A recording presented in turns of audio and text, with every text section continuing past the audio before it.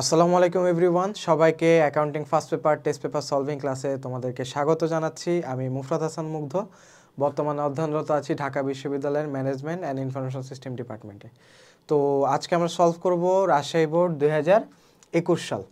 তো যেহেতু আমরা টেস্ট পেপার সলভিং ক্লাস করব, তো আমি ধারণা করে নিচ্ছি যে প্রত্যেকটা চ্যাপ্টার বা প্রত্যেকটা বিষয় তোমাদের বেসিক যে ধারণাটা থাকা দরকার সেটা তোমাদের আছে। তো ওইভাবে আমি আর তোমাদেরকে কোনটা কি হবে সূত্র আর আমি মুখস্থ করাবো না, আমরা যেহেতু সলভ করতেছি। তো আমি ধারণা করে নিচ্ছি যে তোমাদের যে প্রিলিমিনারি যে জ্ঞানটা থাকা দরকার সেটা তোমাদেরকে আছে, ঠিক আছে। আর কোন কোয়েশ্চেন কেন হচ্ছে এটা আমি এক্সপ্লেন করে দিব। তো চলো দেরি না করে শুরু করি।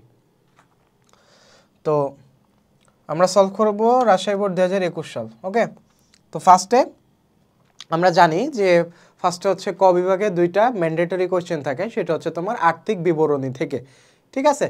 তো আর্থিক বিবরণী থেকে কোয়েশ্চেন আসলে মানে আমাদের মধ্যে আসলে প্যানিক দেখা যায়। এটার কারণ হচ্ছে যে আমরা ঠিকমতো টেকনিক্যালি সলভ করতে পারি না। তো চলো কীভাবে টেকনিক্যালি সলভ করতে হয় সেটা আমরা শিখে নিই। তো আর্থিক বিবরণী এই চ্যাপ্টারটা এখন আমরা সলভ করব, দুইটা কোয়েশ্চেন। আচ্ছা, তো সলভ করতে হলে প্রথমে তোমাদেরকে একটা বেসিক যে ধারণাটা দেওয়া দরকার, যেটা আমি প্রত্যেকটা টেস্ট পেপার সলভিং ক্লাসে বলে আসছি, এটা এখনও বলবো। সেটা হচ্ছে আর্থিক বিবরণীতে তোমার তিনটা বই থাকে। একটা হচ্ছে বিশদ আয় বিবরণী, বিশদ আয় বিবরণী, তারপর হচ্ছে মালিকানা সত্ত্ব, আমি পুরাটা লিখলাম না, বিবরণী, আর হচ্ছে আর্থিক অবস্থার বিবরণী, আর্থিক অবস্থার বিবরণী, ঠিক আছে। তো এই তিনটা বই মূলত আমাদের সলভ করতে হয়। তো আমরা যে কাজটা করব দ্রুত সলভ করার জন্য, নর্মালি আমাদের স্টুডেন্টরা যে ভুল করে থাকে সেটা হচ্ছে, ধরো ঋণের সুদের পরিমাণ নির্ণয় করতে বলা হয়েছে, আমরা খুঁজি, প্রথমে হচ্ছে বক্সে খুঁজি, তারপরে সমন্বয়ে খুঁজি, আবার কোনোটা না পেলে আবার বক্সে খুঁজি। তো তখন দেখা যায় যে কোনো এন্ট্রি যদি ছুটে যায় তখন সেটার প্রভাব কিন্তু পরবর্তী বইতে যেয়ে পড়ে। তাই এখানে আমাদেরকে ফার্স্টে কোয়েশ্চেন অ্যানালাইসিস করতে হবে। কোয়েশ্চেন অ্যানালাইসিস কীভাবে করব চলো দেখে আসি। আমরা জানি বিশদ আয় বিবরণীতে তোমার হচ্ছে প্রথমে নিট বিক্রয় থেকে তোমার বিক্রিত পণ্যের ব্যয়টা বাদ দিতে হয়, যেটা থাকে সেটা হচ্ছে তোমার মোট মুনাফা। মোট মুনাফা থেকে তোমার পরিচালন ব্যয়টা বাদ দিতে হয়, আয়টা যোগ করতে হয়, থাকে কি পরিচালন মুনাফা। পরিচালন মুনাফা থেকে তোমার পরিচালন ব্যয় বাদ দিতে হয়, পরিচালন আয় যোগ করতে হয়, তখন যেটা থাকে সেটা হচ্ছে নিট মুনাফা, ঠিক আছে। তো এই আর কি তোমার ক্যাটাগরি। তো আমরা হচ্ছে ক্যাটাগরি ওয়াইজ ভাগ করে ফেলবো। ওকে, তো আমরা জানি প্রারম্ভিক মজুত পণ্য হচ্ছে তোমার বিক্রিত পণ্যের ব্যয়ের মধ্যে পড়ে। আচ্ছা, বিক্রিত পণ্যের ব্যয় সূত্র কি? বিক্রিত পণ্যের ব্যয় সূত্র হচ্ছে প্রারম্ভিক মজুত পণ্য যোগ ক্রয় সংক্রান্ত অন্যান্য খরচ মাইনাস সমাপনী মজুত পণ্য। তাহলে প্রারম্ভিক মজুত পণ্যের পাশে আমরা কি লিখব? বিক্রিত পণ্যের ব্যয়, ঠিক আছে। আমরা শর্ট ফর্মটা লিখে ফেলবো, যেটা জেএনটিতে যাবে, পণ্য ক্রয় ও বিক্রয়। আচ্ছা, পণ্য ক্রয় যায় হচ্ছে বিক্রিত পণ্যের ব্যয়ে, আর বিক্রয় কিসে যায় ভাইয়া? বিক্রয় হচ্ছে নিট বিক্রয়ের আন্ডারে পড়ে, নিট বিক্রয় এটার আন্ডারে পড়তেছে। আচ্ছা, মূলধন আমরা মালিকানা সত্ত্ব নির্ণয় করার সময় বের করি। আচ্ছা, মালিকানা সত্ত্ব কীভাবে বের করি? মূলধনের সাথে নিট লাভ যোগ করি, যদি নিট ক্ষতি হয় তাহলে বিয়োগ করি, তারপরে কি করি? উত্তোলনটা বাদ দিই। উত্তোলন হতে পারে দুই ধরনের, নগদ উত্তোলন হতে পারে আর পণ্য উত্তোলন হতে পারে। ওকে, তারপরে সঞ্চিতিগুলো যোগ করে দিই। তাহলে মূলধনটা কোথায় যাবে? মালিকানা সত্ত্ব বিপরীতে, এখানে মশ লিখে দাও, মালিকানা সত্ত্ব। উত্তোলনটা কই যাবে? মালিকানা সত্ত্ব বিবরণীতে, মালিকানা সত্ত্ব। প্রাপ্য হিসাব এটা আমরা জানি চলতি সম্পদ, তাহলে চলতি সম্পদ লিখে দাও, চলতি সম্পদ। প্রদেয় হিসাব আমরা জানি চলতি দায়, তাহলে চলতি দায় এটা লিখে দাও। তারপরে অনাদায়ী পাওনা সঞ্চিতি এটা জানি আমরা পরিচালন ব্যয়ের মধ্যে আসে, তাহলে পরিচালন ব্যয় প বয় লিখে দাও। নগদ তহবিল আমরা জানি এটা একটা চলতি সম্পদ, তাই এখানে চলতি সম্পদের শর্ট ফর্ম লিখে দাও। মজুরি আমরা জানি বিক্রিত পণ্যের ব্যয়ের মধ্যে অন্তর্ভুক্ত, তাই এখানে বিক্রিত পণ্যের ব্যয় লিখে দাও। আসবাবপত্র আমরা জানি স্থায়ী সম্পদ, ঠিক আছে, তাহলে এখানে স্থায়ী সম্পদ লিখে দাও। তো এইভাবে প্রত্যেকটা ক্যাটাগরি করে তুমি দিয়ে ফেলবা, মানে টার্মটা রেখে ফেলবা।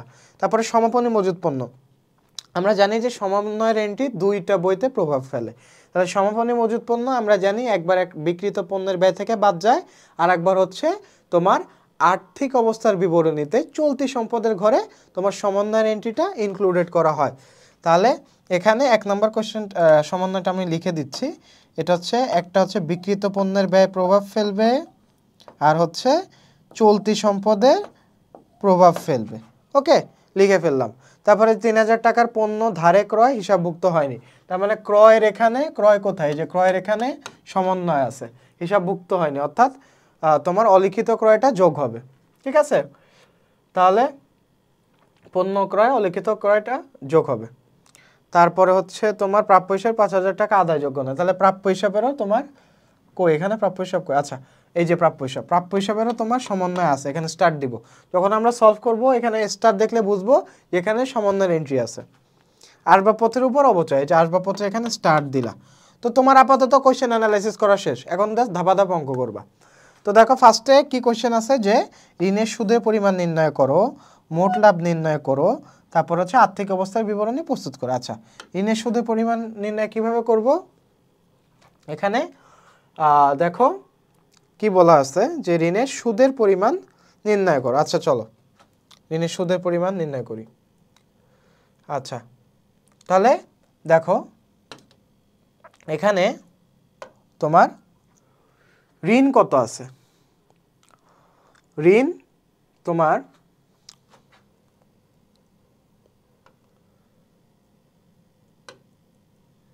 ব্যাংক ঋণের সুদের পরিমাণ তোমার ৭৫,০০০ টাকা ছিল। ঠিক আছে, তোমার ৭৫,০০০ টাকা। এখানে মোস্ট প্রবাবলি তোমার কোশ্চেনে তোমার ভুল আছে, তো এটা আমরা স্কিপ করি। হ্যাঁ, ঋণের সুদের পরিমাণ, এখানে তো কোনো ঋণের এন্ট্রিই নাই। ঋণের সুদের পরিমাণ নির্ণয় করো। আচ্ছা, তো এখানে মোস্ট প্রবাবলি কোশ্চেনে, আচ্ছা এটা আমরা স্কিপ করি, তাহলে মোট লাভ নির্ণয় করি আগে। আচ্ছা, মোট লাভ কীভাবে নির্ণয় করব, আমরা জানি নিট বিক্রয় থেকে তোমার বিক্রিত পণ্যের ব্যয় বাদ দিলে তোমার মোট লাভ পাওয়া যায়। তাহলে দেখো পণ্য বিক্রয় কত ছিল, ৩,৯০,০০০ টাকা। এই যে পণ্য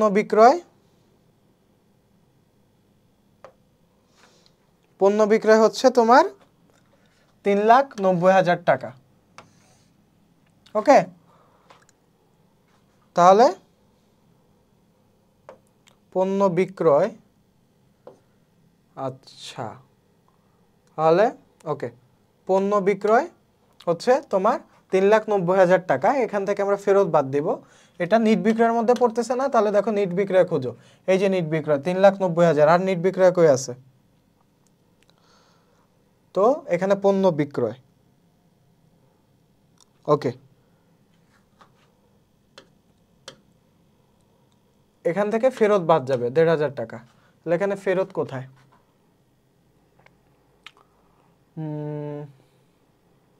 এখানে তো ফেরতেরও তোমার এন্ট্রি দেখা যাচ্ছে না। আচ্ছা, তাহলে মোস্ট প্রবাবলি কোশ্চেনটার মানে কিছু ল্যাকিংস আছে, এখানে মানে সম্পূর্ণ নাই, এখানে কোনো ফেরতের এন্ট্রি নাই। তোমার সমন্বয় দেখতেছি না, যে সমাপনী মজুদ পণ্য ১৩০০ টাকা সাপ্লাইস, ওকে, ৩,০০০ টাকা পণ্য ধারে ক্রয় হিসাবভুক্ত হয়নি, প্রাপ্য হিসাবের ৫,০০০ টাকা আদায়যোগ্য নয়।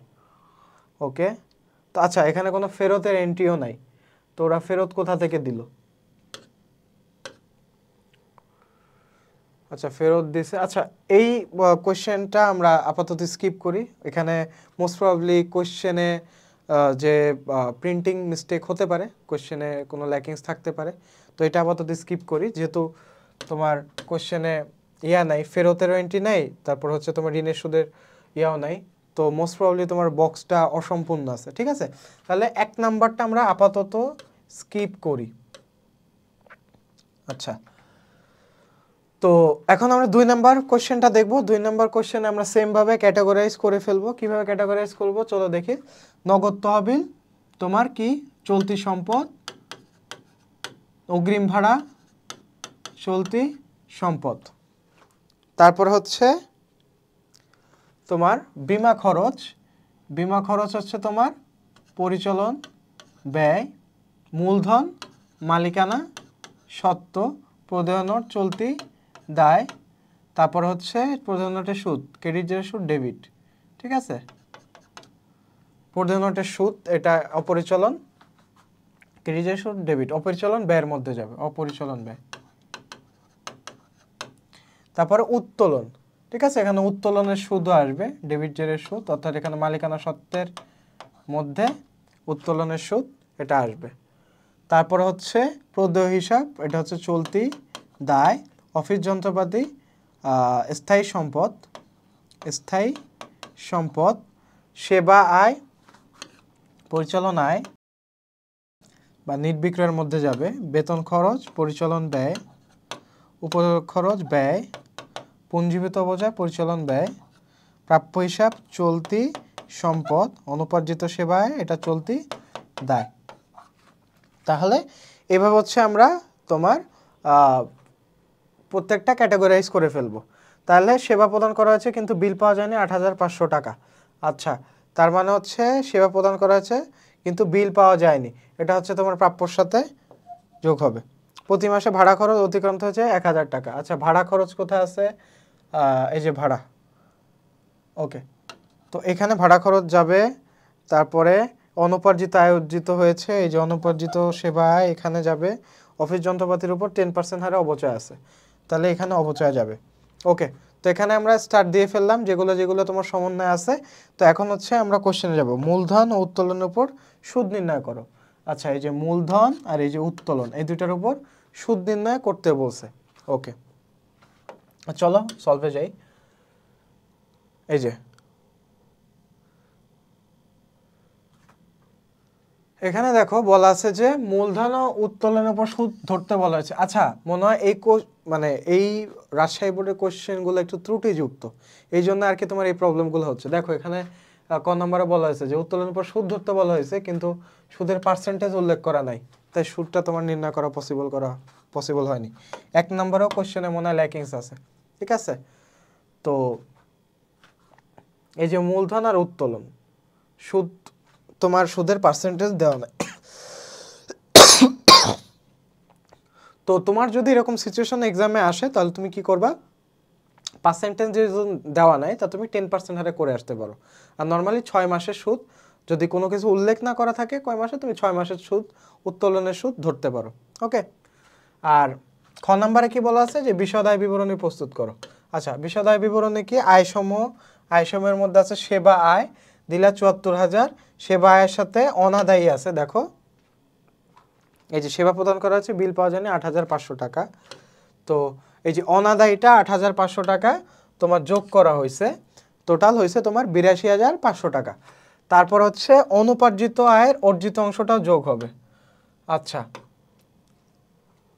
অনুপার্জিত আয় অর্জিত হয়েছে ১২,০০০ টাকা, এটা তোমার যোগ হবে সেবায়ের সাথে, যেহেতু অর্জন করা হয়ে গেছে, তো এটা সেবায়ের সাথে আমরা ইনক্লুড করে দিব। তারপরে ব্যয়সমূহ, ভাড়া খরচ, ভাড়া খরচ কত তোমার, এই যে প্রতি মাসে ভাড়া খরচ অতিক্রান্ত হয়েছে ১০০০ টাকা। এখানে প্রতি মাসে কথাটা উল্লেখ আছে, কি উল্লেখ আছে, প্রতি মাসে কথাটা উল্লেখ আছে। তো আমরা তো ১২ মাসের জন্য প্রস্তুত করি, তাই তোমার ১২ দিয়ে ১০০০টা গুণ হবে। ওকে, তাহলে তোমার ১০০০কে ১২ দিয়ে গুণ করলাম, ১২,০০০ গেল। তারপরে বিমা খরচ আছে। আচ্ছা, প্রদেয় নোটের সুদ কত আছে, ১০,০০০-এর 10%। এই যে প্রদেয় নোট 10%। ওকে, তো প্রদেয় নোটের সুদ আছে ১০,০০০-এর 10%, বিমা খরচ দিলাম, ইনক্লুড করলাম। তারপরে তোমার যন্ত্রপাতির অবচয় ইনক্লুড করলাম, এটা একটা ব্যয়, বেতন খরচ, উপযোগ খরচ, অর্থাৎ টোটাল ব্যয়গুলা যোগ করে আমরা বাদ দিয়ে দিব। কত টাকা থাকতেছে তোমার, ৪৪,৫০০ টাকা। ঠিক আছে, তাহলে বিশদ আয় বিবরণী শেষ। এখন হচ্ছে আমরা চলতি সম্পদ ও চলতি দায়ের পরিমাণ নির্ণয় করব। তো এখানে দেখো চলতি সম্পদ, এই যে চলতি সম্পদ আর চলতি দায় এগুলো লেখা আছে। এইভাবে তুমি ক্যাটাগরি যখন করে ফেলবা তখন চলতি সম্পদ আর চলতি দায় লিখবা, তো ওইটা ধরে ধরে তুমি সলভ করে ফেলবা। তাহলে দেখো চলতি সম্পদ কোনগুলা, নগদ তহবিল হচ্ছে চলতি সম্পদ আমার, অগ্রিম ভাড়া আছে, অগ্রিম ভাড়া তোমার ১৪,০০০ টাকা, এটা তো দেওয়াই আছে মনে হয়। এই যে অগ্রিম ভাড়া 14,000 টাকা, দেখো এখানে দেওয়া আছে এই যে 14,000 টাকা। ঠিক আছে, তাহলে অগ্রিম ভাড়া দেওয়া শেষ। তারপর হচ্ছে ভাড়া খরচ। ভাড়া খরচ ওই যে অগ্রিম ভাড়া থেকে তোমার যে ভাড়া খরচটা আছে ওটা তোমার বাদ হয়ে যাবে। এটা যেহেতু খরচ হয়ে গেছে তাই এটা বাদ দিয়ে দিতে হবে, যেটা আমরা নির্ণয় করলাম একটু আগে। যেহেতু প্রতি মাসে 1,000 টাকা, তাই 12 মাসে টাকাটা আমরা হিসাব করে বাকিটা যেটুকু থাকবে ওগুলা ইনক্লুডেড হবে চলতি সম্পদে। তারপরে প্রাপ্য হিসাব। প্রাপ্য হিসাব হচ্ছে 40,000 টাকা, এর সাথে অনাদায়ীটা যোগ হবে। অনাদায়ী কত? অনাদায়ী হচ্ছে তোমার 8,500 টাকা। এই যে 8,500 টাকাটা তোমার যোগ হয়েছে, টোটাল 52,500 টাকা আছে। তো চলতি সম্পদ তোমার টোটাল 66,500 টাকা। আর চলতি দেয় কোনগুলা? প্রদেয় নোটের বকেয়া সুদ। তো 10,000 যে 10% আছে, আর একটা জিনিস মনে রাখবা যে প্রদেয় নোটের সাথে যে সুদটা দেওয়া থাকে 10%, ওটা টোটালটাই বকেয়া হয়ে যায়। ঠিক আছে, টোটালটাই বকেয়া। তো ঋণের সুদের ক্ষেত্রেও সেম। এই যে এখানে যেমন 10% প্রদেয় নোট আছে না, তো এখানে আমি চলতি দেয় দেখো লিখে দিছি। তার মানে এটা কি টোটালটাই বকেয়া। এখানে স্টার কেন দিছি? কারণ এটা এর মধ্যেই আছে, মানে এর মধ্যে সমন্বয়ের এন্ট্রিটা আছে, তাই এর পাশে স্টার দেওয়া। তাহলে প্রদেয় নোটের বকেয়া সুদ কিসে গেল? তোমার চলতি দেয় গেল। তারপর হচ্ছে প্রদেয় হিসাব দিলাম, অনুপার্জিত সেবায় দিলাম। অনুপার্জিত সেবায়ের যে অর্জিত অংশটা ওটা বাদ দিয়ে দেখাতে হবে। তো বাদ দিলে যেটা থাকবে সেটা হচ্ছে অনাদায়ীটা। সো আমার চলতি দেয় জাস্ট তোমার অনাদায়ীটা আসবে। এই যে 3,000 টাকা অনাদায়ী, 16,000 মোট চলতি দেয়। ওকে, তো আশা করি বুঝতে পেরেছো। গ নাম্বারটা আমাদের সলভ হয়ে গেল। তারপর হচ্ছে 3 নাম্বার। তো এখানে হচ্ছে তোমার লেনদেন এই চ্যাপ্টারটা থেকে আসছে। ওকে, আর এটা খুবই বেসিক চ্যাপ্টার, খুবই সোজা। তো এই চ্যাপ্টারটা থেকে দিলে তোমরা মাস্ট অ্যান্সার করার ট্রাই করবা। তো ফার্স্টে দেখো আমরা কোশ্চেনটা দেখি কি বলা আছে, যে প্রারম্ভিক মূলধনের পরিমাণ নির্ণয় করো। অর্থাৎ 1 তারিখের যে তোমার মূলধন আনয়ন করা হয়েছে সেটার পরিমাণ নির্ণয় করতে বলা হয়েছে। তারপরে জাবেদা দাখিলা দিতে বলা হয়েছে। তারপর হচ্ছে ক্রয় হিসাব ও ব্যাংক হিসাব প্রস্তুত করতে বলা হয়েছে। তাহলে চলো আমরা একটু ম্যাথটা পড়ি। কি বলা আছে যে 2020 সালের 1 জানুয়ারি তারিখে হিমাদ্রি কি করছে, তোমার 35,000 টাকা নগদ আনছে, তারপরে 30,000 টাকার আসবাবপত্র আছে। তাহলে এটা কি তোমার প্রারম্ভিক মূলধনের মধ্যে পড়তেছে। আর জানুয়ারির 3 তারিখে কি হয়েছে, রহমানের কাছ থেকে নগদে পণ্য ক্রয় করছে। কার কাছ থেকে? রহমানের কাছ থেকে, স্বপনের কাছে নগদে। আচ্ছা, একটা জিনিস মাথায় রাখবা, যখন নগদ কথাটা উল্লেখ থাকবে তখন বুঝবা নগদে লেনদেন হচ্ছে। এখানে যদি নগদ কথাটা উল্লেখ না থাকতো তাহলে বুঝতা বাকিতে ক্রয় বিক্রয় হচ্ছে, যে রহমান স্বপন, শুধু যদি রহমান শুধু স্বপন উল্লেখ থাকে, যদি নগদ কথাটা উল্লেখ না থাকে তাহলে বুঝবা বাকিতে ক্রয় বিক্রয় হচ্ছে। ওকে, তারপর হচ্ছে বিজ্ঞাপনের উদ্দেশ্যে পণ্য বিতরণ। ওকে, বিজ্ঞাপনের উদ্দেশ্যে পণ্য বিতরণ। ব্যাংকে চলতি হিসাব খোলা হলো, চেক মারফত পণ্য ক্রয় করা হলো, ব্যাংক থেকে উত্তোলন করা হলো লাভবিহীন পণ্য বিক্রয়। তো এই হচ্ছে মোটামুটি তোমার এন্ট্রি। এখন হচ্ছে আমরা ডিরেক্ট ম্যাথ সলভে ঢুকবো। তো বলা হয়েছে যে প্রারম্ভিক মূলধনের পরিমাণ নির্ণয় করো। তো আমরা জানি যে 1 তারিখে কি কি হয়েছে, নগদ আসছে, আসবাবপত্র আসছে। টোটাল কত? 35 আর 30 তোমার টোটাল 65,000 টাকা আসে। তো তারপরে বলা হয়েছে যে তোমার জাবেদা দাখিলা দাও। আচ্ছা, তো 3, 10, 14, 29 তারিখে লেনদেনগুলো জাবেদা দাখিলা দাও। এখানে দেখো বলা আছে ব্যাখ্যার প্রয়োজন নেই। ব্যাখ্যার প্রয়োজন না থাকলে ব্যাখ্যা দিবা না। আর যদি এইরকম কিছু উল্লেখ না থাকে তাহলে অবশ্যই তুমি এক লাইনে ব্যাখ্যা দিয়ে আসবা। ওকে, তো 3 তারিখে কি আছে দেখো, মিস্টার রহমানের কাছ থেকে নগদে পণ্য ক্রয়। তার মানে কি, মিস্টার রহমানের কাছ থেকে আমি নগদে পণ্য ক্রয় করছি না? তাহলে তোমার নগদান হিসাব ক্রেডিট হবে, যেহেতু নগদে টাকাটা চলে গেছে। কোন হিসাবের বিপরীতে চলে গেছে? ক্রয় হিসাবের বিপরীতে। কারণ আমরা জানি পণ্য ক্রয় করলে ব্যয় হয়, আর ব্যয় বৃদ্ধি পেলে ডেবিট হয়।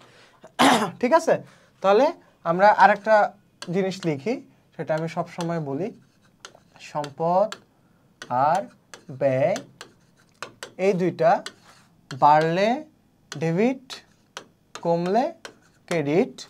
আর তোমার আয়, দায়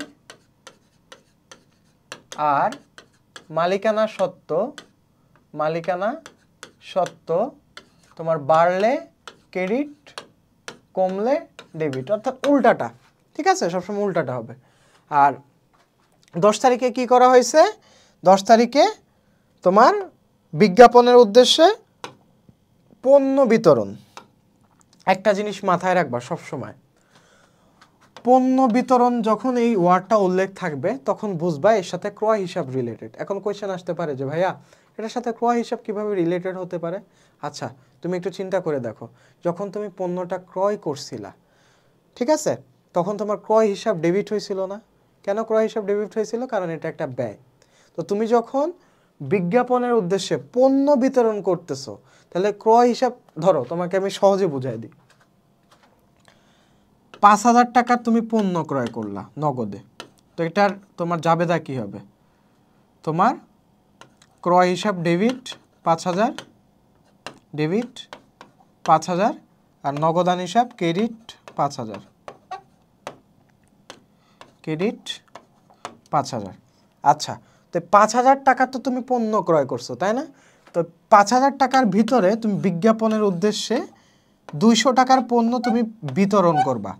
তাহলে এই যে তোমার ক্রয় হিসেবে 5,000 টাকা তুমি ডেবিট করে রাখছিলা, ওইটা থেকে তোমার কি হবে? তোমার পণ্য ইয়াটা কমে যাবে না? ব্যয় হিসাবটা কমে যাবে না, যেহেতু তুমি বিতরণ করে ফেলতেছো, ঠিক আছে? তো যেহেতু বিতরণ করে ফেলতেছো, তাহলে ক্রয় হিসাবটা তোমার 200 টাকা কমবে, তাই ক্রয় হিসাব এখানে ক্রেডিট হবে। ওকে, তো এই জিনিসটা সবসময় মাথায় রাখবা যে পণ্য বিতরণ কথাটা উল্লেখ থাকলে তোমার ক্রয় হিসাব এসে যাবে। তাহলে তোমার কি হবে? বিজ্ঞাপন হিসাব ডেবিট, যেহেতু বিজ্ঞাপন একটা খরচ, এবং ক্রয় থেকে যেহেতু কমতেছে তাই ক্রয় হিসাব ক্রেডিট। তারপর 14 নম্বরে কি আছে? যে তোমার ব্যাংকে টাকা জমা দিছে, তাহলে ব্যাংক হিসাব ডেবিট হবে এবং নগদান হিসাব ক্রেডিট হবে। তেমনি 29 তারিখে নগদান হিসাব ডেবিট হয়েছে, ক্রয় হিসাব ক্রেডিট হয়েছে। তার মানে কি? তোমার নগদে পণ্য ক্রয় করছে, তাহলে নগদে পণ্য ক্রয় করলে কি হবে? তোমার এখানে নগদে পণ্য ক্রয় করেনি, ক্রয় করলে তো তোমার নগদান হিসাব ক্রেডিট হতো। তাহলে আচ্ছা 29 তারিখে বলা হয়েছে, আচ্ছা লাভহীন পণ্য বিক্রয়, আচ্ছা এখানে বিক্রয় করা হয়েছে, লাভহীন পণ্য বিক্রয়, তার মানে কি? বিক্রয় করলে টাকাটা আসছে না, নগদান হিসাব তোমার এজন্য ডেবিট হচ্ছে। যেহেতু পণ্য বিক্রয় করছে টাকাটা আসতেছে, তাই নগদান হিসাব ডেবিট হচ্ছে।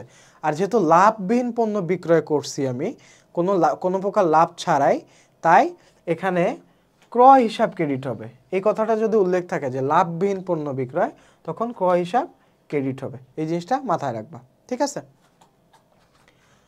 আচ্ছা, এখানে দেখো একটা জিনিস উল্লেখ আছে যে 2020 সালে 29 তারিখে লাভহীন অর্থাৎ ক্রয় মূল্যে পণ্য বিক্রয় করা। এই যে দেখো, ক্রয় মূল্যে পণ্য বিক্রয় করায়, এই পণ্যটা কিসে বিক্রয় করছে? ক্রয় মূল্যে বিক্রয় করছে, তাই নগদ অর্থ বৃদ্ধি পেয়েছে। নগদ অর্থ বৃদ্ধি পেয়েছে, তাই নগদান হিসাব ডেবিট, এবং ক্রয় কমে গিয়েছে তাই ক্রয় হিসাব ক্রেডিট হবে। যেহেতু তোমার ক্রয় কমে গিয়েছে তাই ক্রয় হিসাবটা এখানে ক্রেডিট হচ্ছে, ঠিক আছে? এখানে নোট দিয়ে দিছে। তো টোটাল যোগ করবা, যোগ করে তোমার লাইন টেনে দিবা। তো তারপরে বলছে যে তোমার সাধারণ খতিয়ান প্রস্তুত করতে ক্রয় হিসাবের আর ব্যাংক হিসাবের। তো চলো দেখে নিই কীভাবে করছে।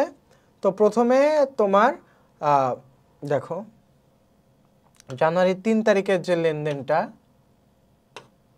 এই যে জানুয়ারি 3 তারিখের লেনদেনে ক্রয় হিসাব ডেবিট আছে, নগদান হিসাব ক্রেডিট আছে। তো আমি প্রস্তুত করতেছি কি ক্রয় হিসাব, তাহলে ডেবিট আছে, ক্রয় হিসাব ডেবিটে দাও, নগদান হিসাবের বিপরীতে ক্রেডিট আছে, ঠিক আছে? তারপর হচ্ছে তোমার জানুয়ারি 10 তারিখে কি হয়েছে? তোমার অবশ্যই ক্রয় হিসাব জানুয়ারি 10 তারিখে প্রভাবিত হয়েছে। তো কিসের বিপরীতে? বিজ্ঞাপন হিসাবের বিপরীতে। তো এটা কি হয়েছে? ক্রেডিট হয়েছে। তো 20 থেকে 5 গেলে কত থাকে? 19,500। আচ্ছা, এটা কোথা থেকে পেলাম? এটা হচ্ছে তোমার জাবেদা থেকে পেলাম। তাহলে দেখো ক্রয় হিসাব কয়টা আছে? এখানে ডেবিট আছে, ক্রয় হিসাব আছে, ক্রয় হিসাব আছে, তো ক্রয় হিসাব 3টা আছে। তো এখানে দেখো ক্রয় হিসাব, এই যে এখানে ব্যাংক হিসাব আছে, নগদান হিসাবের বিপরীতে ক্রয় হিসাব ধরা হয়েছে। তো 30,000 এখানে ডেবিট যোগ হয়ে গেল 49,500, ঠিক আছে? তারপর এখানে ক্রেডিট আছে 49,500 থেকে 4,000 ক্রেডিট হয়ে গেছে 45,500। তো এই কয়টা এন্ট্রি হচ্ছে তোমার ক্রয় হিসাবের মধ্যে ইনক্লুডেড। ওকে, তারপরে ব্যাংক হিসাব ডেবিট না ক্রেডিট হয়েছে দেখবো। ব্যাংক হিসাবটা কোন লেনদেনের দ্বারা প্রভাবিত হয়েছে? জানুয়ারি 14 তারিখে তোমার নগদান হিসাবের বিপরীতে তোমার ব্যাংক হিসাবটা প্রভাবিত হয়েছে। ওকে, তো চলো দেখে নিই। ওকে, এখানে বলছে ব্যাংকে চলতি হিসাব খোলা হলো, ব্যাংকে চলতি হিসাব খোলা হলো, তার মানে ব্যাংক হিসাব বৃদ্ধি পাইছে।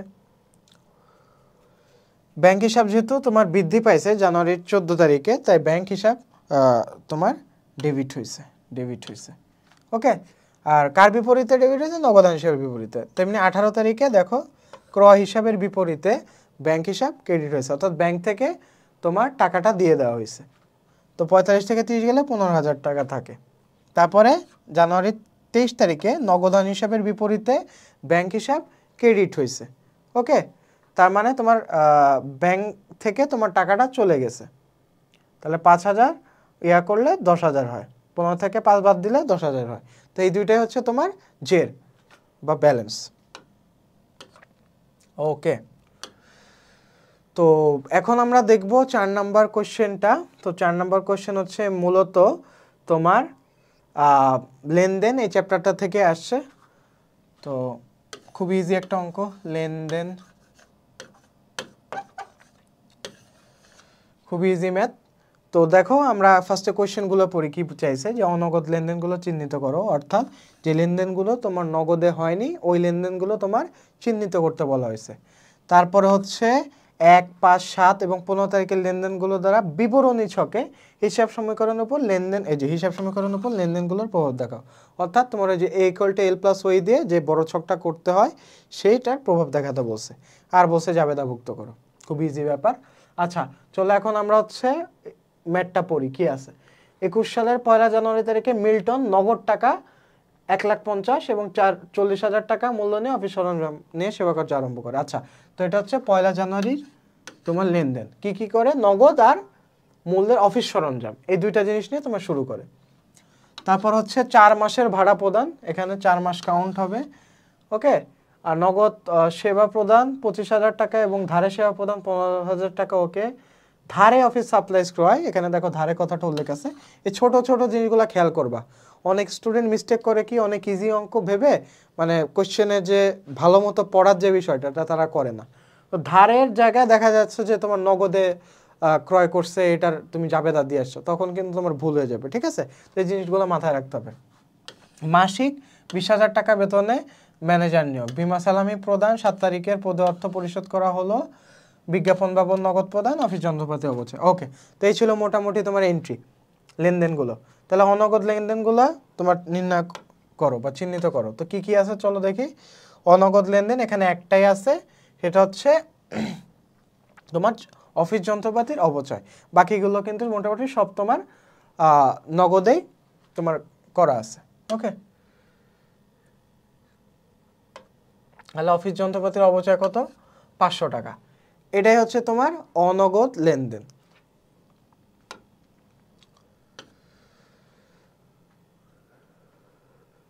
আচ্ছা, তাহলে তোমার অনগদ লেনদেন আমরা নির্ণয় করে ফেললাম। তারপর হচ্ছে 1, 5, 7 এবং 15 তারিখের লেনদেনগুলোতে বিবরণী ছকে হিসাব সমীকরণের উপর লেনদেনগুলোর প্রভাব দেখো। আচ্ছা চলো এটা সলভ করি, বিবরণী ছকে হিসাব সমীকরণের প্রভাব। ওকে, তাহলে 1 তারিখে কি করা হয়েছিল? 1 তারিখে তোমার নগদ 1.5 লাখ টাকা এবং 40,000 টাকা মূল্যের অফিস সরঞ্জাম নিয়ে শুরু করা হয়েছে। তো এখানে তোমার সম্পদ সমান দায় প্লাস মালিকানা সত্ত্বে ঘর থাকবে, মন্তব্য থাকবে। তো মালিকানা সত্ত্বে এটা তুমি বাদ দিয়ে আলাদা করে জাস্ট মালিকানা সত্ত্বের একটা ঘর দিয়ে ব্র্যাকেটে C+R-E-D লিখে দিবা, দিয়ে তারপরে ম্যাথটা তুমি সলভ করতে থাকবা। তো জানুয়ারি 1 তারিখে দেখো নগদ 1.5 লাখ টাকা এবং অফিস সরঞ্জাম 40,000 টাকা নিয়ে শুরু করছে। তো এটা মূলধন হিসেবে যাবে এবং মূলধন আনয়ন তুমি মন্তব্যের ঘরে লিখে দিবা। তারপর হচ্ছে ক্লোজ করবা, ক্লোজ করে প্রত্যেকটার এন্ট্রি টানবা 1.5 লাখ, 1.5 লাখ, 40,000, তারপর হচ্ছে 1,90,000 ক্লোজ করলা। তারপরে এটার সাথে আবার জানুয়ারি 5 তারিখের লেনদেনে কি হয়েছিল চলো দেখি। 5 তারিখে নগদের সেবা প্রদান 25,000 টাকা, তার মানে 25,000 টাকা আমার নগদ বৃদ্ধি পাইছে, এবং ধারে সেবা প্রদান 15,000 টাকা, তার মানে আমার প্রাপ্য হিসাব 15,000 টাকা বৃদ্ধি পাইছে। ওকে, এবং বাকিটুক তোমার মূলধন মানে মালিকানা সত্ত্বের মধ্যে যাবে। এই যে 25,000 নগদান হিসাবে বৃদ্ধি পাইছে, 25,000 অ্যাড করলাম, প্রাপ্য হিসাব 15,000 অ্যাড করলাম, আর 40,000 এটা টোটালটা আয়, সেবা আয়। ওকে, তো এটা অ্যাড করলাম মালিকানা সত্ত্বতে। তো ক্লোজ করে দিলাম, ক্লোজ করে যোগ করলাম 1,50,000 আর 25, 1,75,000, 40 আনলা, 15 আনলা, 1,90,000 নামাইলা, 40,000 তুমি নামাইলা। তারপরে 7 তারিখের লেনদেনে কি হয়েছে চলো দেখি। 7 তারিখের লেনদেনে হচ্ছে ধারে অফিস সাপ্লাইজ ক্রয়, তার মানে কি অফিস সাপ্লাইজ হিসাব তোমার ডেবিট, ঠিক আছে। আর যেহেতু ধারে ক্রয় করছে তাই তোমার পাওনাদার হিসাব ক্রেডিট, অর্থাৎ প্রদেয় হিসাব ক্রেডিট। তাহলে এখানে দেখো এই যে অফিস সাপ্লাইজ হিসাব ডেবিট আর প্রদেয় হিসাব ক্রেডিট, এই যে 4000 এখানে অ্যাড হয়েছে। ক্লোজ করলা, ক্লোজ করে প্রত্যেকটার আবার ব্যালেন্স টানো। 1,75,000, 40, 15, 4, 4, 1,90,000, 40,000, ঠিক আছে। তারপরে হচ্ছে তোমার 15 তারিখের লেনদেনে চলো কি আছে দেখি। 15 তারিখে বলা আছে যে 7 তারিখের প্রদেয় অর্থ পরিশোধ করা হলো, তার মানে কি 7 তারিখে কত টাকা প্রদেয় ছিল, 4,000 টাকা, এটা সম্পূর্ণ পরিশোধ করে দিছি। তার মানে কি পরিশোধ যেহেতু করে দিছি, প্রদেয় হিসাব ডেবিট আর নগদান হিসাব ক্রেডিট। তাহলে নগদ থেকে তোমার 4,000 টাকা চলে যাবে এবং দায় থেকে 4,000 টাকা কমে যাবে, যেহেতু দায়টা কমে যাচ্ছে। তো তারপরে আবার ক্লোজ করে দেব, ক্লোজ করে যেটা থাকে ব্যালেন্স টানবো। 1,75,000 থেকে 4,000 গেলে 1,71,000, 40 ব্যালেন্স টানবো, 15 বসায় দেবো, 4,000 বসায় দিব, 4 আর 4 মিলে গেলে ব্যালেন্স 0 থাকে, এখানে আর কিছু ধরার দরকার নাই। 1,90,000, 40,000। এখন হচ্ছে আমরা টোটাল সম্পদ এবং টোটাল দায় ও মালিকানা সত্ত্ব যোগ করব। দুইটা যদি ব্যালেন্স মিলে যায় তাহলে হচ্ছে তোমার শান্তি, তার মানে তোমার ম্যাথটা হয়েছে। তো আশা করি বুঝতে পেরেছো এই ম্যাথটা, ওকে। তো এখন হচ্ছে গ নাম্বার দেখব। গ নাম্বার হচ্ছে তোমার জাবেদা দাখিলা দিতে বলছিল জানুয়ারির 3, 7, 15, 31 এই কয়টা তারিখের। তো কোশ্চেন তোমরা ধরে ধরে মিলাও। আচ্ছা, তো জানুয়ারি 3 তারিখের লেনদেনে যেহেতু তোমার অগ্রিম ভাড়া হিসাব ডেবিট করছে এবং নগদান হিসাব ক্রেডিট করছে, তার মানে কি তোমার অগ্রিম ভাড়া প্রদান করা হয়েছে, ঠিক আছে। অগ্রিম ভাড়া যেহেতু তুমি দিছো, অগ্রিম খরচ হিসাব ডেবিট হয়। অগ্রিম ভাড়া কিন্তু তোমার সম্পদ, তাই ডেবিট হয়েছে, চলতি সম্পদ। আর নগদান হিসাব ক্রেডিট, যেহেতু তোমার নগদ থেকে টাকাটা চলে গেছে, তো এটা হবে 8,000, 8,000। তারপরে 7 তারিখের লেনদেনে কি আছে, অফিস সাপ্লাইজ হিসাব ডেবিট আছে, প্রদেয় হিসাব ক্রেডিট আছে। তার মানে তুমি ধারে অফিস সাপ্লাইজ কিনছো, তাহলে এজন্য অফিস সাপ্লাইজ হিসাব ডেবিট হয়েছে, যেহেতু অফিস সাপ্লাইজ তুমি নিয়ে আসছো, এটা একটা অ্যাসেট, এটা ডেবিট হয়েছে। আর প্রদেয় হিসাব যেহেতু ধারে কিনছো তাই তোমার পাওনাদারও বেড়ে গেছে, পাওনাদার যেহেতু বেড়ে গেছে তাই এটা ক্রেডিট হয়েছে। আমি আবার একটা সেম কথা রিপিট করব, সেটা হচ্ছে সম্পদ আর ব্যয় বাড়লে ডেবিট হবে আর কমলে ক্রেডিট হবে। আর আয়, দায় আর মালিকানা সত্ত্ব বাড়লে ক্রেডিট হবে আর কমলে ডেবিট হবে, ওকে। এই জিনিসগুলো মাথায় রাখলে চলবে। তারপরে হচ্ছে প্রদেয় হিসাব, আমরা অফিস সাপ্লাইয়ের প্রদেয় হিসাব দেখলাম, যেহেতু অফিস সাপ্লাই ধারে করছে জন্য প্রদেয় হিসাব ক্রেডিট হয়েছে। তারপরে 15 তারিখে তোমার হচ্ছে প্রদেয় হিসাব যেহেতু ডেবিট আছে, তার মানে আমি পাওনাদারকে টাকাটা পরিশোধ করে দিছি, এই জন্য প্রদেয় হিসাব ডেবিট হয়ে গেছে। তোমার প্রদেয় হিসাব কেন ডেবিট হয়েছে, এই যে দেখো দায় কমলে ডেবিট হয়, এই জন্য প্রদেয় হিসাব ডেবিট হয়েছে। আর নগদান হিসাব ক্রেডিট হয়েছে, কারণ আমার নগদ টাকা চলে গেছে, এই জন্য সম্পদ কমলে ক্রেডিট হবে, ওকে। তারপরে অবচয়ের জাবেদা দিতে বলা হয়েছে। অবচয় জাবেদা আমরা সবাই জানি, অবচয় হিসাব ডেবিট, পুঞ্জীবিত অবচয় ক্রেডিট, ঠিক আছে। অবচয় একটা খরচ, ব্যয় যেহেতু বৃদ্ধি পাইছে তাই ব্যয় ডেবিট আর পুঞ্জীবিত অবচয় ক্রেডিট, ওকে। তো আশা করি তোমরা ম্যাথটা বুঝতে পেরেছো। তো এই ছিল 4 নাম্বার। এখন হচ্ছে আমরা 5 নাম্বার তোমার 5 নাম্বার কোশ্চেনটা সলভ করব। এটা হচ্ছে নগদান বই, এই চ্যাপ্টারটা থেকে আসছে।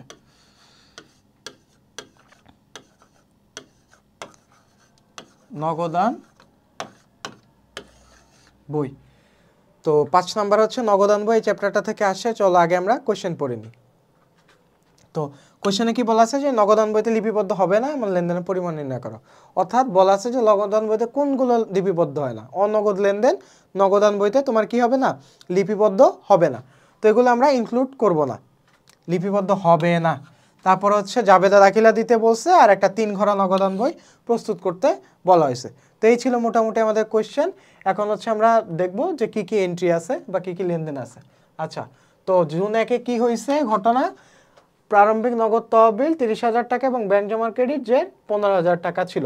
তার মানে ব্যালেন্স বিডি এবং ব্যালেন্স সিডি এই দুইটা উল্লেখ আছে। তারপর হচ্ছে পণ্য ক্রয় নগদে ধারে ও চেকের মাধ্যমে 9,000 টাকা, এটা উল্লেখ আছে। তারপরে পণ্য বিক্রয় নগদে আছে, প্রাপ্য নোটের মাধ্যমে আছে, ধারে আছে। আচ্ছা, 3 ধরনের পণ্য বিক্রয় আছে। ওকে, তারপরে ব্যাংক কর্তৃক প্রাপ্য বিল আদায় হয়েছে। আচ্ছা, ব্যাংকে জমা প্রদান প্রদেয় হিসাবের অর্থ 3% বাট্টা সাপেক্ষে পরিশোধ করা হলো। আচ্ছা, এখানে দেখো একটা কথা আছে, প্রদেয় হিসাবের অর্থ পরিশোধ করা হলো। তো প্রদেয় হিসাবের অর্থ যেহেতু পরিশোধ করা হয়েছে, তার মানে আমার বাট্টাটা আমি পাইছি, এখানে 3% বাট্টা আমি পাইছি, তাই বাট্টাটার নাম হবে প্রাপ্ত বাট্টা। প্রাপ্ত বাট্টা।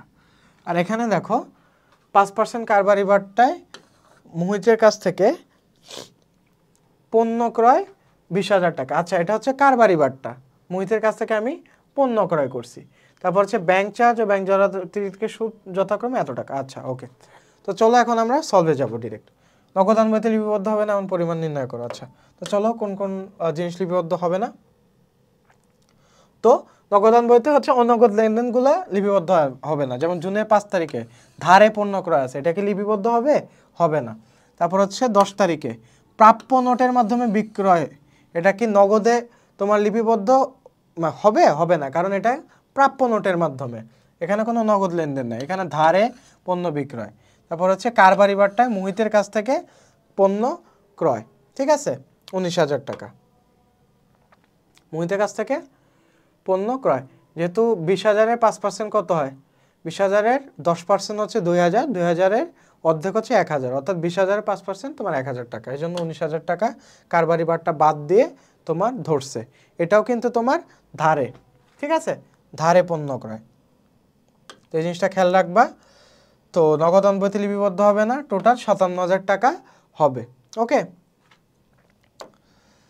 তারপরের কোশ্চেনে যাই। তারপরের কোশ্চেনে বলছিল যে জাবেদা দাখিলা দাও। তো চলো ফার্স্টে জাবেদা দাখিলা দিই। ফার্স্টে কি বলা আছে? জুনের 5 তারিখ। জুনের 5 তারিখ হচ্ছে পণ্য ক্রয় করা হয়েছে, নগদে হয়েছে, ধারে হয়েছে, আর চেকের মাধ্যমে হয়েছে, ঠিক আছে। তো পণ্য যেহেতু ক্রয় করা হয়েছে, তার মানে কি ক্রয় হিসাব সবসময় ডেবিট হবে পণ্য ক্রয় করলে। ওকে, তো ক্রয় হিসাব ডেবিট, আর নগদের ক্রয় করছে তার মানে নগদ টাকা চলে গেছে, নগদ হিসাব ক্রেডিট। চেকের মাধ্যমে 9,000 গেছে, তার মানে ব্যাংক থেকে 9,000 চলে গেছে, ব্যাংক হিসাব ক্রেডিট। ধারে, ধারে যেহেতু আসতেছে তার মানে প্রদেয় হিসাব, তাহলে 3টা হিসাব আসতেছে। চলো দেখে নিই। এই যে ক্রয় হিসাব ডেবিট হয়েছে, আর বাকি নগদ, প্রদেয়, ব্যাংক, বাকিটা টাকা ভাগ করে দিয়েছে, যেটা যে টাকা সেটা বসে গেছে, 15, 5,000 আর 9,000। এবং ব্যাখ্যাতে লিখছে যে নগদ ধারে চেকের মাধ্যমে পণ্য ক্রয়, ঠিক আছে।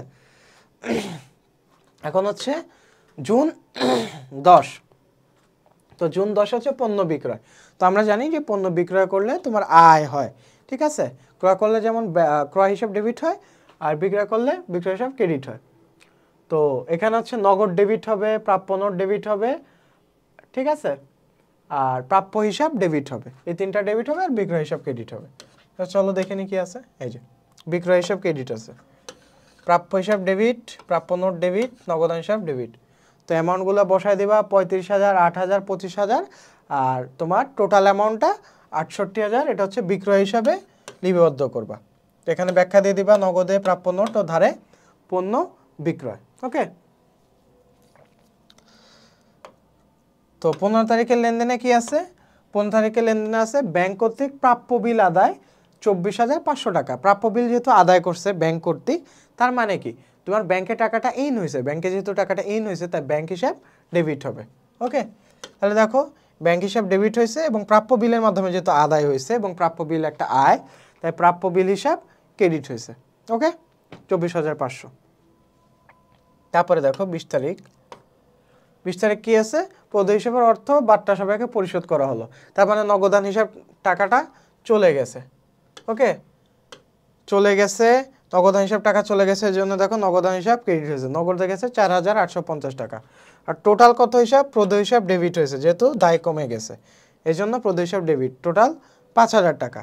এবং প্রাপ্ত বাট্টা কত টাকা বাট্টা প্রাপ্ত হয়েছে? 3%। তো 5,000 3% কত? 150 টাকা, ঠিক আছে। আর বাকিটুকু তোমার হচ্ছে নগদান হিসাবে চলে যাবে। ওকে, তো টোটাল যোগ করবা, যোগ করে যোগফল যেটা আসবে সেটা হচ্ছে তোমার জাবেদা দাখিলার যোগফল। আচ্ছা, তো এখন হচ্ছে আমরা 3 ঘরা নগদান বইটা প্রস্তুত করব। তো 3 ঘরা নগদান বই প্রস্তুত করতে গেলে তুমি একটা জিনিস খেয়াল রাখবা, দুইটা বার্তা আসবে, একটা হচ্ছে প্রদত্ত বার্তা আর একটা হচ্ছে প্রাপ্ত বার্তা। নগদ টাকা আর ব্যাংক টাকা থাকবে, একটা হচ্ছে ডেবিট হবে আর একটা ক্রেডিট হবে। ঠিক আছে, তো দেখো জুন 1-এ হচ্ছে ব্যালেন্স বিডি ছিল বা জেড ছিল কত টাকা, নগদ 30,000 টাকা। তারপর হচ্ছে এখানে তোমার ব্যালেন্স বিডি ছিল, ব্যাংকের কত ব্যালেন্স বিডি ছিল 15,000 টাকা, এই জন্য এটা ক্রেডিটে গেছে। ওকে, তারপরে আসো জুন 5-এ দেখো কি হয়েছে। জুন 5-এ তোমার নগদ টাকা চলে গেছে। জুন 5-এ তোমার ক্রয় হিসাবের বিপরীতে নগদ টাকা চলে গেছে 15,000 আর ব্যাংক 9,000 টাকা চলে গেছে। আচ্ছা, এগুলো আমি কোথা থেকে পাচ্ছি? এগুলো সব হচ্ছে আমি জাবেদা থেকে পাচ্ছি। এই যে 15,000 আর 9,000 চলে গেছে, তো এটা আমি জাবেদা থেকে পিক করছি। ওকে,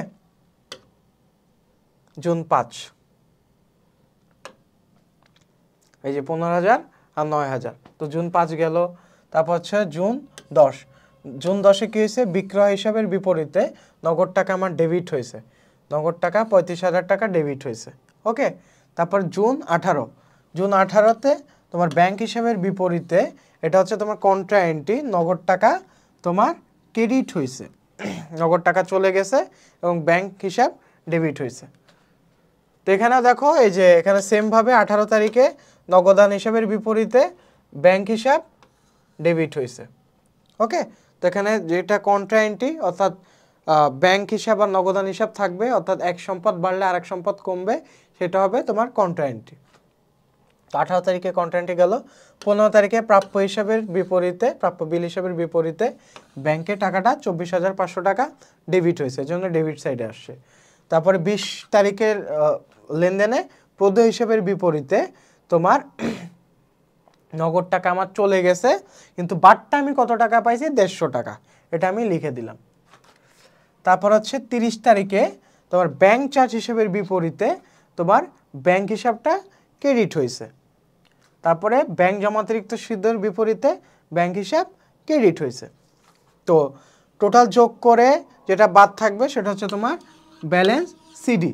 তো এই বছর যে ব্যালেন্স সিডি থাকবে সেটা পরবর্তী বছরের ব্যালেন্স বিডিতে নিয়ে যাবা।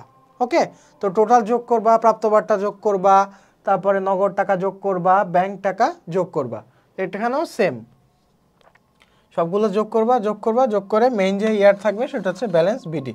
এটাই মূলত তোমার অ্যান্সার। আশা করি তোমরা 1 থেকে 5 পর্যন্ত সলভটা ঠিকঠাক মতো বুঝতে পেরেছো।